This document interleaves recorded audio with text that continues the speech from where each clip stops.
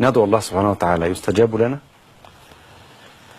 لا شك إن أكلنا الحلال، نعم، إن أكلنا الحلال وشكرنا الكبير المتعال فقد خطونا على طريق الإجابة أعظم الخطى.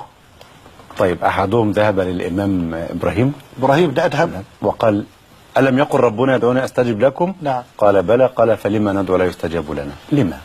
قال: ل10 أسباب. 10 أسباب نستمتع. لا يستجاب دعاؤكم ل10 أسباب. لا إله إلا الله. إذا فعلا قد لا يستجاب الدعاء. أي نعم. عرفتم الله ولم تؤدوا حقوقه. طيب. وأكلتم نعم الله ولم تؤدوا شكرها. يا لطيف. وقرأتم القرآن ولم تعملوا به. وزعمتم حب رسول الله صلى الله عليه وسلم وتركتم سنته. 5. وقلتم إن الشيطان لكم عدو ولم تخالفوه. 6. وانتبهتم من نومكم فانشغلتم بعيوب الناس ونسيتم عيوبكم. 7. وذكرتم الموت ولم تعملوا له. 8.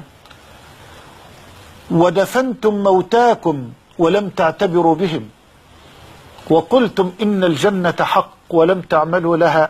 وقلتم إن النار حق ولم تهربوا منها.